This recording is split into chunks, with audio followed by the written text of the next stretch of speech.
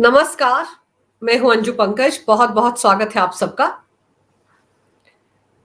Canada के prime minister Justin Trudeau को मिर्ची लगी हुई है। एक तो चुनाव सिर पर है, दूसरे खालिस्तानी कहीं नाराज ना हो जाएं, इसीलिए बार बार वो हरदीप सिंह निज्जर का मुद्दा लेकर भारत पर नए नए तरह के आरोप मढ़ देते हैं। अभी उन्होंने एक और आरोप भारत पर लगाया है, जिसमें उन्होंने कहा है कि भारत सरकार लॉरेंस बिश्नोई के साथ मिलकर कनाडा में खालिस्तानियों का खात्मा करवा रही है। इसके अलावा भारत ने अपने डिप्लोमेट्स को वहां से वापस बुला लिया है और कनाडा के 6 डिप्लोमेट्स को भी अपना बोरिया बिस्तर समेटकर 19 अक्टूबर तक भारत छोड़ने का फरमान सुना दिया है। इन्हीं तमाम मुद्दों पर चर्चा करने के लिए इस वक्त मेरे साथ मौजूद हैं defence expert colonel Shailendra ji. नमस्कार कर्नल साहब, बहुत बहुत स्वागत है आपका। जय हिंद, नमस्कार and thank you very much. बहुत बहुत धन्यवाद आपका। जय हिंद। सर, ये बताइए कि ये जस्टिन ट्रूडो को चुनाव से ठीक पहले क्या हो गया है? ये कौन सी चिट्ठी लिख डाली भारत को और भारत ने भी जोरदार तमाचा लगा दिया जस्टिन ट्रूडो के मुंह पर? आई डोंट नो आप वैसे कितना जानते हैं जस्टिन ट्रूडो को। जस्टिन ट्रूडो हैं कौन, ये सबसे बड़ा सवाल है। देखिए, आदमी का कद उसके बैकग्राउंड से जरूर पता चलता है। अगर वो हम्बल बैकग्राउंड का है, मेहनती बैकग्राउंड का है, जिस तरीके से वो ऊपर आता है, उससे काफी कुछ चीजें। अब ट्रंप है, ट्रंप अमीर आदमी है, करोड़पति है, ये है वो है, तो वो उस तरह की बातें करते हैं। हमारे अपने घर में हमारे प्राइम मिनिस्टर हैं, हम्बल बैकग्राउंड से है, स्ट्रगल कर कर ऊपर आए हैं, हर चीज में स्ट्रगल उनको दिखती है और इसीलिए आप देख रहे हैं कि वो मजदूरों के लिए, किसानों के लिए, आम पब्लिक के लिए ज्यादा कुछ कर पा रहे हैं। ठीक है, कुछ बड़े लोग भी इंप्रूव हो जाएंगे, बट ज्यादातर फोकस। सो उस पॉइंट ऑफ व्यू से मैं पूछना चाहता हूं, जस्टिन ट्रूडो है कौन? मैं आपको एक छोटा सा बैकग्राउंड देता हूं जो कि आप चेक करा लीजिए। जस्टिन ट्रूडो साहब की जो एग्जिस्टेंस है, और एक गलत शब्द में कहूं तो अगर औकात है, तो वो हमारे भारतीय सिखों ने उनकी औकात बनाई है, खालिस्तानियों ने। देखिए, मैं इस समय एक नया डिस्प्यूट पहले क्रिएट नहीं करूंगा, लेकिन सबसे पहला मेरा पॉइंट यह है कि जो कनाडा में सरदार गए, देखिए सारे सरदार जो कनाडा में गए वो खालिस्तानी के पॉइंट ऑफ व्यू से नहीं गए। सालों साल, सालों साल आपने कहा ना सिखों ने, तो इसीलिए मैंने कहा खालिस्तानियों ने, जो अलगाववादी सोच रखते हैं, उस सबके ने उनका दिमाग रखा है, सिखों ने नहीं। Correct correct correct. मैं आपको एक स्टेप पीछे ले जा रहा हूं पहले शुरुआत में, कि सिखों के साथ उनकी औकात जुड़ी है। अब उन कुछ सिखों में उन्होंने, ट्रूडो साहब ने देखा कि अगर इनसे पैसा कमाना है, पावर कमानी है, वोट कमाना है, इनकी मेहनत को एक्सप्लॉइट करना है, तो वहां उन्होंने वो जो एक सो कॉल्ड छोटा ग्रुप था खालिस्तान वाला, उसके साथ मिली भगत कर ली। और इसीलिए आप पाते हैं कि पूरा सिख समुदाय, चाहे कनाडा का हो चाहे इंडिया का, वो ट्रूडो का कोई बहुत बड़ा फैन नहीं है, जिसको मैं बोल सकता हूं। यस, उनका जो फोकस है, उनका खुद का फोकस, और खालिस्तानियों को जो एक सो कॉल्ड ऑक्सीजन मिलती है पूरी दुनिया में, वो सिर्फ कनाडा में क्यों मिलती है, सिर्फ वैनकवर में क्यों मिलती है, ब्रैम्पटन में ही क्यों मिलती है? क्योंकि वहां पर ट्रूडो जैसे लोग उनको दे रहे हैं वो ऑक्सीजन, कि ठीक है, आप खालिस्तान के नाम पर जिंदा रहिए, इसको, इस एजेंडा को आप अपने तरीके से बढ़ाते रहिए, लेकिन मेरी फंडिंग होती रहनी चाहिए, मेरे को कंप्लीट कन्वेंसिंग होनी चाहिए, फ्री ऑफ कॉस्ट मैं किसी ना किसी तरह अपनी प्राइम मिनिस्टरशिप को मेंटेन कर पाऊं। That is the correctness of Justin Trudeau background. अच्छा, जब आप किसी से पैसा ले लेते हैं, पावर ले लेते हैं, वोट ले लेते हैं, तो ये एक तरीके से आपके ऊपर ऑटोमेटिक प्रेशर होता है कि आप उसके हिसाब से चलेंगे, आपको चलना पड़ेगा, क्योंकि आपने अगला इलेक्शन देखना है पहली बात। उससे पहले ही आपको ये भी मालूम है कि ये वो समुदाय है, सिख ऑब्लिक जो खालिस्तान का ओरिएंटेशन वाला, जो एक्चुअली एक्सट्रीमिस्ट भी है।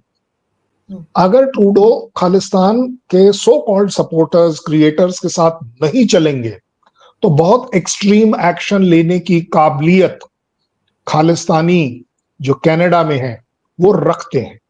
तो ये दोनों तरफ से ट्रूडो के अगेंस्ट जाता है, और उस अगेंस्ट को बैलेंस करने के लिए वो ओपनली उस कॉज को सपोर्ट कर रहे हैं। That is what is happening. ये लेटरबाजी, कौन किसने क्या किया, आप मेरे से डिस्कस कर लीजिए। पॉइंट वाइज लॉजिकली, लीगली मैं आपको प्रूव कर दूंगा कि अगर वो सही है तो वो सही है, लेकिन अगर हम सही हैं तो हम भी सही हैं। पर सर, ये आतंकवादी निज्जर की हत्या का जो मामला है, 1 साल से ज्यादा हो गया इस घटना को, लगातार उसको लेकर भारत पर आरोप लगाना, और अब भारत के वहां पर जो एम्बेसडर है, हाई कमिश्नर है, उनको भी इसमें घसीट लेना कि मतलब उनको भी फायदा हो रहा है, सीधे सीधे उनका नाम ले लेना, ये कहाँ की कूटनीति है? ओ यस, देखिए कूटनीति जो होती है वो 2, 4, 6, 8, 10 साल में नहीं सीखी जा सकती, चाहे वो यूक्रेन के प्रेसिडेंट हो, चाहे वो प्राइम मिनिस्टर ऑफ कनाडा है। कूटनीति, इकोनॉमी, पॉलिटिक्स, तीनों अपने आप में सुपर स्पेशलिटी है। अब जब कोई जल्दी से, तेजी से सीढ़ी को पार करके लिफ्ट लेकर ऊपर आता है, तो उसे सीढ़ी चढ़ने की जो रियलिटीज हैं वो उससे थोड़ा परे हो जाता है। आपने बात करी कि कौन सी डिप्लोमेसी हुई या जो भी लोग समझ रहे हैं इस समय, डिप्लोमेसी को समझने में पहली बात कोई एक्सपर्ट हो ही नहीं सकता, क्योंकि डिप्लोमेसी डायनेमिक होती है, चेंज होती रहती है। इसमें कोई आपका परमानेंट दोस्त नहीं होता, परमानेंट दुश्मन नहीं होता, परमानेंट कोई भी चीज नहीं होती। आपने जो आज कहा है हो सकता है कल आप उसे डिनाई करते हैं कि वो मैंने किसी और कॉन्टेक्स्ट में कहा था, और वो जनरली आप देख रहे हैं कि दोनों केसेस में आप कंपेयर कर लीजिए, जेलेंस्की ने अपना पूरा देश जला दिया इसी डिप्लोमेसी के ऊपर कि मैं किस साइड जाऊंगा, किस साइड नहीं जाऊंगा, पता नहीं क्या मिला क्या नहीं मिला। As far as Trudeau is concern, Trudeau को क्या मिला? अब तक प्राइम मिनिस्टरशिप मिली। क्या गंवाने वाले हैं? अब वो उसका रिस्क है, और उस रिस्क को वो लेना नहीं चाहते। तो उन्होंने क्या किया है कि उस सो कॉल्ड सिख समुदाय ऑब्लिक खालिस्तान समुदाय, जो उसमें से एक छोटा पार्ट है, उनको प्लीज करना उनकी मजबूरी है। और उसके तहत उन्होंने क्या किया कि चलिए, जहां तक बात है कि निज्जर की मर्डर हुआ, यस मर्डर हुआ, और मैं कहता हूं कोई भी गवर्नमेंट कोई भी ऑर्गेनाइज मर्डर नहीं कराना चाहिए, चाहे कोई भी हो। लेकिन अगर इस पर्टिकुलर फिलॉसफी को बिलीव करें तो ओसामा बिन लादेन भी नहीं मारा जाना चाहिए था, सुलेमानी भी नहीं मारा जाना चाहिए था। ये जिस तरीके से, कह लीजिए गलत है सही है वो एक हम अलग डिस्कस कर सकते हैं, जिस तरीके से हमास हिजबुल्लाह की लीडरशिप कंप्लीट एलिमिनेट होती चली जा रही है, तो फिर ये सब भी नहीं होना चाहिए था। लेकिन ये जस्टिफाई इस तरह से किया जाता है कि आपकी कंट्री ने उसे एक टेररिस्ट डिक्लेयर कर दिया, और प्रोक्लेम्ड अफेंडर डिक्लेयर कर दिया, चाहे वो सुलेमानी ले लीजिए चाहे कोई भी ले लीजिए, कि आपने उसे डिक्लेयर कर रखा है, आपने पब्लिकली डिक्लेयर कर रखा है, कोई सीक्रेटिवली नहीं करा हुआ है। और उसको जस्टिस के तौर पर या तो आप सरेंडर कर कर आ जाइए, नहीं आएंगे तो हम आपको मार गिराएंगे। 99.9% में उसको गिराना पड़ता है मार, क्योंकि वो खुद तो सरेंडर करता है। जहां तक निज्जर का सवाल है, मैं ये जरूर जानना चाहूंगा, और ट्रूडो से, कैनेडियन से जहां मेरी बात चलती है, कैनेडियन लोगों के साथ,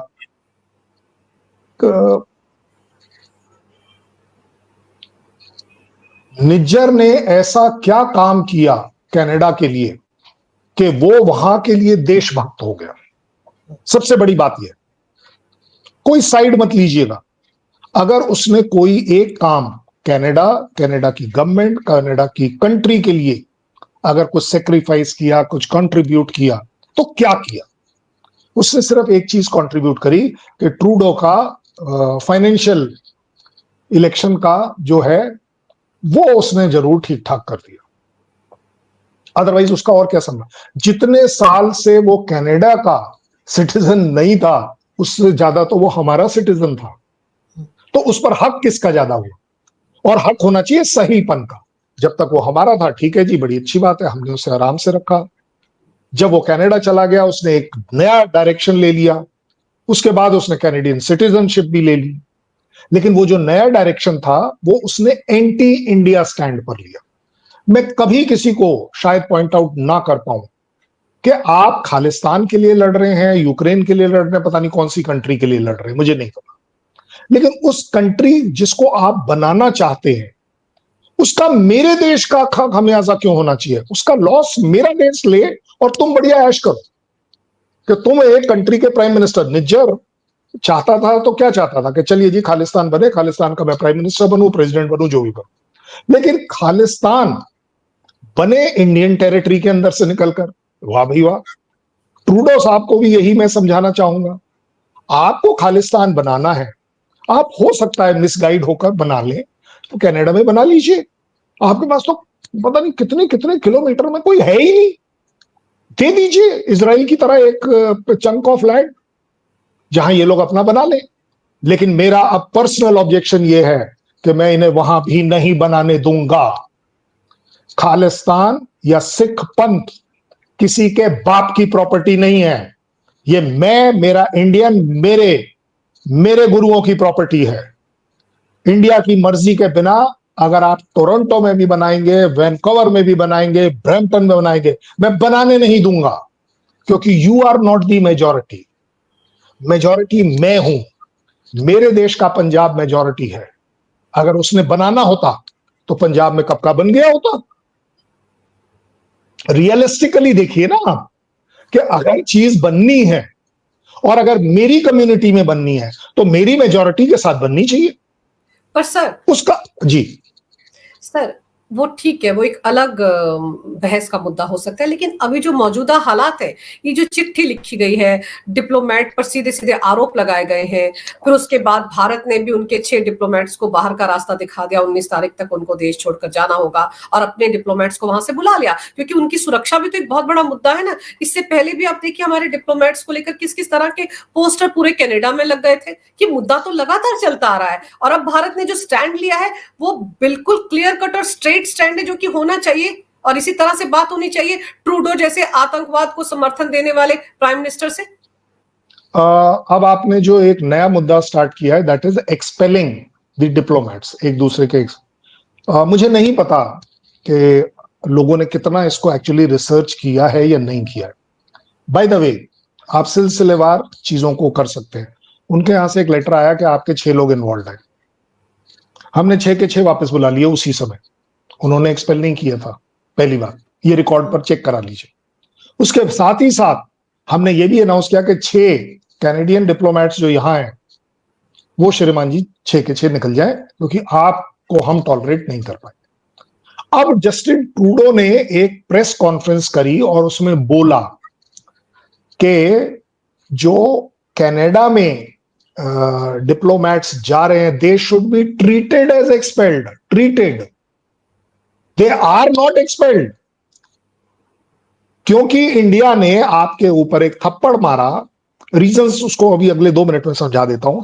आपको जो थप्पड़ मारा तो अब आपको रिएक्ट तो करना था, तो why should they be treated. हमने तो खुल के बोला है कि हम अपने डिप्लोमेट वापस बुला रहे हैं because of the security reason.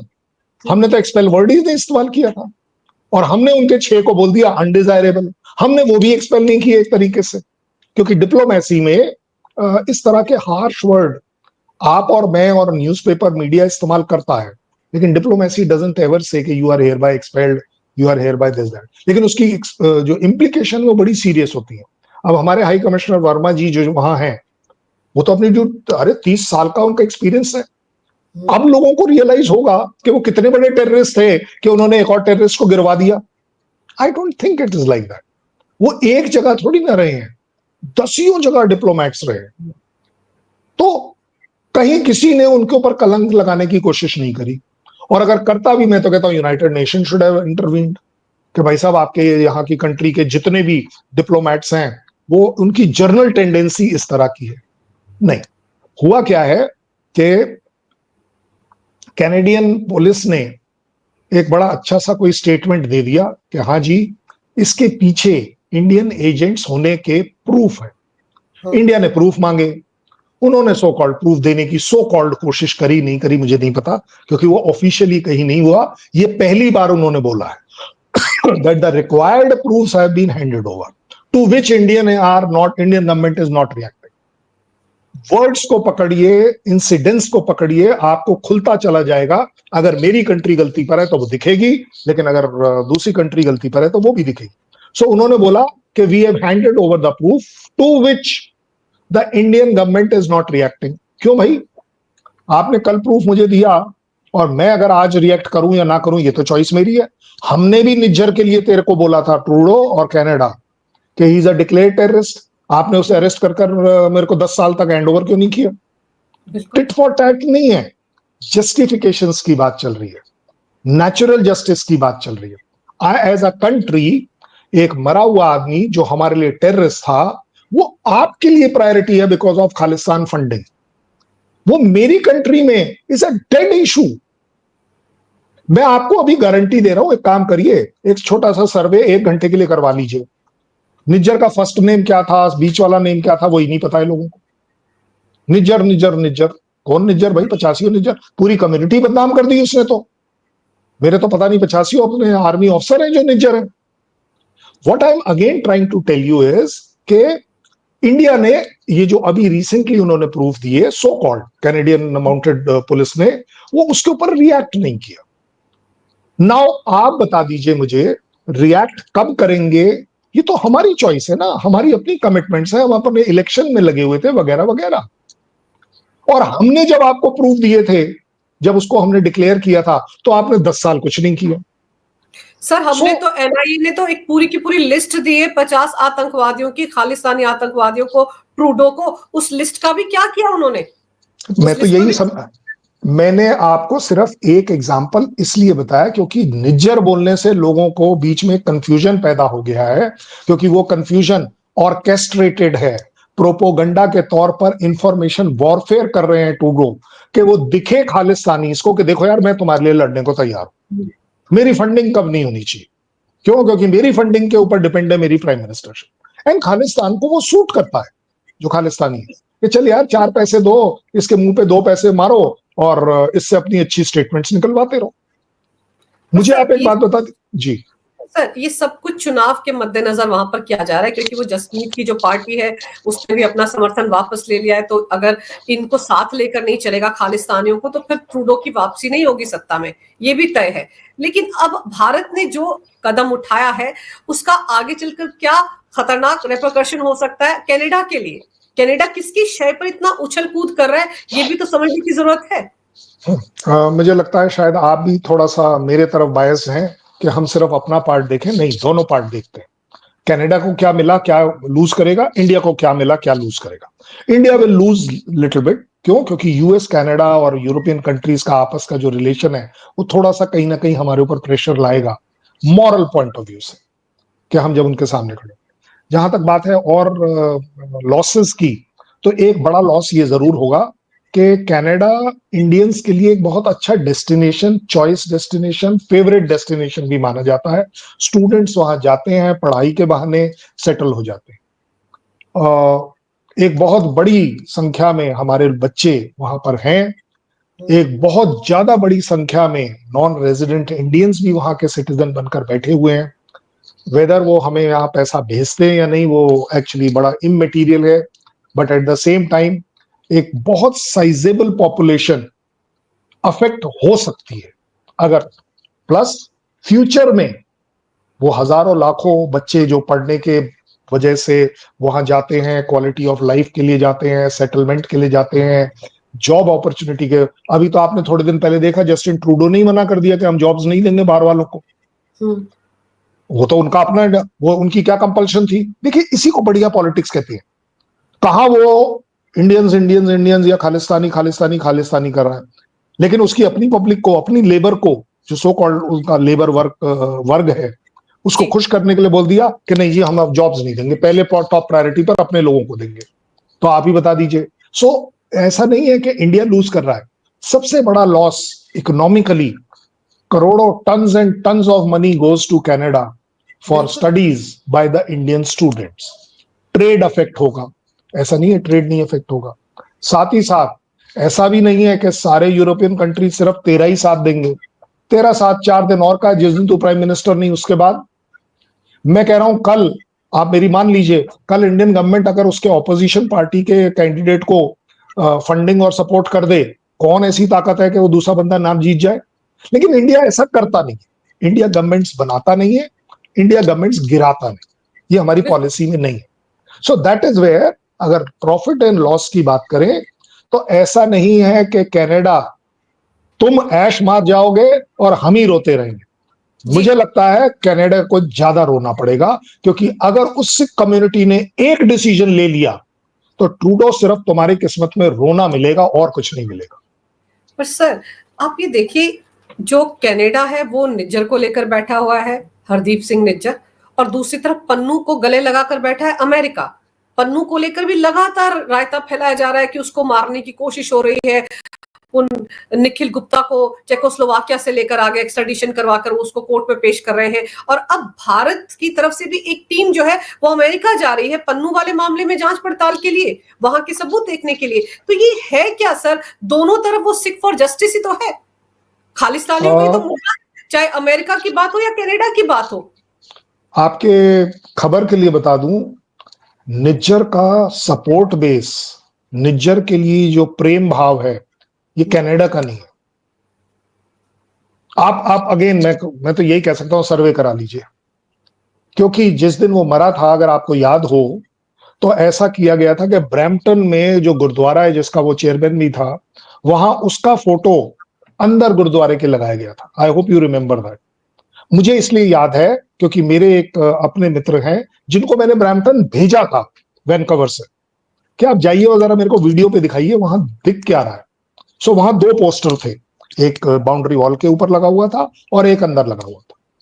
लेकिन जब वो वापस आ रहा था, वो जो हमारा दोस्त है, तो बोला अरे सर आप देखिए जरा ये क्या हो रहा है। वो देखा ये गया कि बाहर वाला पोस्टर उतारा जा रहा, फाड़ के उतारा जा रहा था, मैनेजमेंट के लोग उतार रहे थे। एक्चुअली होता क्या है ना, देखिए शरीफ आदमी जैसे मैनेजमेंट, ऐसा नहीं है कि सिख पंथ अपने आप में सिर्फ एक्सट्रीमिस्ट है। सिख पंथ बहुत टॉलरेंट पंथ है, बहुत अच्छा काम करने वाले लोग हैं। लेकिन जो मिलिटेंट विंग होते हैं, सिख के अंदर मिलिटेंट विंग भी है खालिस्तान के तौर पर, अगर उन्होंने चार लोगों ने आके अपनी गन पीछे लगाकर और वो पोस्टर लगा रहे हैं, तो जो पीस लविंग वाला सरदार है उस समय थोड़ी ना ऑब्जेक्ट करेगा। वो अपनी कमेटी की मीटिंग कराएगा, फाइनली डिसाइड होगा इसको उतारा जाए, और तब वो उतारे गए थे। सो अगर आप ये कहते हैं कि कनाडा निज्जर का दीवाना है, नहीं, ट्रूडो निज्जर का दीवाना मजबूरी में इसलिए है कि खालिस्तानी से पैसा लेना, सपोर्ट लेना, सिर्फ एक ही पॉसिबिलिटी है कि देखिए मैं इंडिया को एम्बेरेस कर सकता हूं और इस तरह कर सकता। अब आगे बात पन्नू की। यूएस की पॉलिसी रही है जिंदगी भर कि हर कंट्री को स्टिक एंड कैरेट दोनों दिखा के रखो, so that the country plays up. And इससे बड़ा अच्छा एग्जांपल दिया, आपको मालूम है, गोद में खिलाया पिलाया बड़ा किया पाकिस्तान को, और किस बेदर्दी से उसे ऐसे कर दिया अनाथ के तेरा मेरा कोई लेना देना नहीं। यूएस ट्राई ये कर रहा है कि कहीं कहीं जो छोटे छोटे पॉइंट है जिससे वो इंडिया को हर्ट करता हुआ दिख सकता है, otherwise you also know it, कि पन्नू को सो कॉल्ड बचाने से यूएस प्रेसिडेंट को खालसाज का, खालिस्तानीज का, सिख कम्युनिटी का कोई वोट नहीं मिल रहा। I am telling you this. एक अगर आपको याद हो, इवन जो लंदन में प्रोटेस्ट हुआ था एक बार इसी बात से लेते, कि जहां वो झंडा वंडा हमारा इंडिया का उतारने की कोशिश करी गई थी, अगर आपको याद आ रहा हो, हमने उस रिकॉर्डिंग को फ्रेम बाय फ्रेम चलाया था। और वो फ्रेम बाय फ्रेम इसलिए चलाया गया था कि अगर आपको आज फिर से याद दिलाऊं, उसमें आपको दिखा काफी सारे लोग खड़े हैं और एक बस भी क्रॉस कर गई है सामने से, और उसके बाद लोग दिख रहे हैं। तो वहां से हमने देखा कि इतने सेकंड में क्या हुआ या क्या नहीं हुआ, और हमने एक एक कर वो लोग गिने जो वहां खड़े थे। 37 वॉज द एग्जैक्ट फिगर जो उसमें उस फ्रेम के अंदर दिखाई दी, उस बस के पास होने से पहले और बाद में गिनकर। हो सकता है हम लोग जनरल कैलकुलेशन करते हैं तो 37 के 38 होंगे, 40 होंगे, 50 होंगे। ये मेरी गारंटी है, हजारों नहीं थे, हजार नहीं थे, सैकड़ों नहीं थे। ये मेरा चैलेंज है। That means again I am trying to prove it to you कि यूएस में ऐसी कोई लहर नहीं चली हुई है कि नहीं जी, पन्नू को अगर हम बचा लेंगे तो हमारा देश बच जाएगा, क्योंकि पन्नू ने भी यूएस के लिए पता नहीं कौन कौन सी कुर्बानियां दी। There is nothing like that. ये जो हो पता है क्या रहा है, वो कुछ एक जो उनका एग्रेसिव मैनिपुलेटिव मीडिया के थ्रू जब वो बाहर आते हैं, वो इसलिए आपको दिखता है और ज्यादा दिखता है। पर सर, और हम लोग थोड़ा सेंसिटिव है सर। पर एक चीज ये भी तो याद रखिए कि पीएम मोदी के अमेरिका दौरे से पहले जो बाइडेन ने एक दिन पहले खालिस्तानियों को अपने घर में बुलाकर भी तो बैठक की थी। वो क्या मैसेज देना चाह रहे थे उसमें? यस यस यस, ये डिप्लोमेसी का प्रोपोगंडा इंफॉर्मेशन वॉरफेयर होता है कि आपके पास अगर कोई आ रहा है तो आप उसके काउंटर वाले लोगों के साथ 2 सेकंड के लिए इसलिए दिखते हैं कि आपके ऊपर एक प्रेशर आ जाता है कि यस, जो मैं कहूं तू मान जाना, क्योंकि अदरवाइज हम ये भी कर सकते। इसी तरह से दिखा है। ये वो वाली बात है कि 2 लोगों के झगड़ा हो रहा है और मैं बीच में बोल रहा हूं, देख देख देख कुछ बोलना मत, नहीं तो मैं थप्पड़ मार दूंगा, मैं थप्पड़ मार दूंगा। लेकिन मैं तगड़े वाले आदमी को नहीं बोलता हूं, मैं किसी तीसरे आदमी के ऊपर रख के बोलता हूं। This is what the US has done even during that visit, कि देखिए हमारे पास ये भी एक पॉइंट आया हुआ है कि खालिस्तानीज वर यस्टरडे हियर टू डिस्कस कि जी प्राइम मिनिस्टर साहब से रिक्वेस्ट करिए। अब बट देखिए बढ़िया बात, वो प्रेसिडेंट इतना श्रूड है, इतना चालाक है, लोमड़ी से भी ज्यादा चालाक है यूएस का प्रेसिडेंट, नॉट दैट के बाइडेन की बात कर रहा हूं, यूएस प्रेसिडेंट, कि वो जानता है, नहीं तो अदरवाइज उसने बात करनी थी। जैसे ही प्राइम मिनिस्टर हमारे उसके गले मिले, रोक देना था 1 सेकंड को कि नहीं जी गले मत मिलिए, 1 मिनट पहले ये बताइए आपका खालिस्तान पर क्या विचार। ऐसा नहीं करा और ना ही उसने डिस्कस किया। सो इसको बोलते हैं एक तीर से 2 शिकार कर लिए उसने। खालिस्तानी को भी दिखा दिया कि चलो मैं आपसे मिला हूं प्राइम मिनिस्टर, और इंडिया को दिखा दिया कि देखिए हम खालिस्तान से भी मिल सकते हैं। और वैसे मैं आपको बता दूं, आप बता दीजिए कौन सी ऐसी ऑर्गेनाइजेशन है जो एक डेलीगेशन लेकर मेरे इंडियन प्रेसिडेंट के पास नहीं जा सकती? सब अलाउड है। Same is the case with US. एक डेलीगेशन की रिक्वेस्ट आई थी, ऑफिशियली आप चेक करा लीजिएगा, यही हुआ है कि जी हमें मिलना है प्रेसिडेंट से और अपना पॉइंट्स पुट अप कर रहे हैं। उन्होंने जाके पुट अप किया कि देखिए जी वहां निज्जर के साथ भी ऐसा हुआ, यहां पर भी हो सकता है। तो उन्होंने बोला ठीक है, आप अपना एक मेमोरेंडम ऑफ वो दे दीजिए, मैं देखूंगा, मैं उसको करवाऊंगा। लेकिन प्रेशर ऑटोमेटिकली बिल्ट अप हो गया मीडिया ऑब्लिक इंडिया, क्योंकि हम लोग बहुत हम लोग हर एक चीज दिल पर लेकर बात करते हैं कि देखो यार ये खालिस्तानी इससे मिल रहा है, क्यों मिल ले भाई, तेरे को बनाना है खालिस्तान, हम परमिशन नहीं देते, कर ले क्या करेगा। लास्ट रिजॉर्ट तो आप बता दीजिए, इजराइल से ज्यादा और अच्छा क्या बढ़िया एग्जांपल है कि यूएस बोलता रहा कि ये नहीं होगा, हमास के ऊपर ये नहीं होगा, गाजा में ये नहीं होगा, उसमें कौन सी ऐसी चीज है जो इजराइल ने नहीं करी? हर वो चीज करी जो यूएस ने मना किया। बट यूएस ये सारी चीजें प्रेशर डालने के लिए करता है, और वही काम उन्होंने हमारे प्राइम मिनिस्टर के विजिट के दौरान किया। पर सर जो प्रेशर यूएस डालने की कोशिश कर रहा है, जो प्रेशर ट्रूडो डालने की कोशिश कर रहा है, दोनों जगहों पर चुनाव होने वाले हैं और उसके दौरान ये दोनों के दोनों खालिस्तानियों के साथ खड़े होते दिख रहे हैं, उनके वोट बैंक से या उनके फाइनेंस लेना चाह रहे हैं, फंडिंग लेना चाह रहे हैं। लेकिन भारत का जो स्टैंड है उसने तो उनको चौंकाया है ना। दोनों मुद्दों पर भारत ने बहुत स्टर्न और स्ट्रॉन्ग स्टैंड लिया है, जिसकी शायद उम्मीद ना की हो इन्होंने। जिस तरीके से भारत ने 6 डिप्लोमेट्स को बाहर भेजा है कि जाइए अपने देश जाइए, 19 तारीख तक खाली करिए यहां से।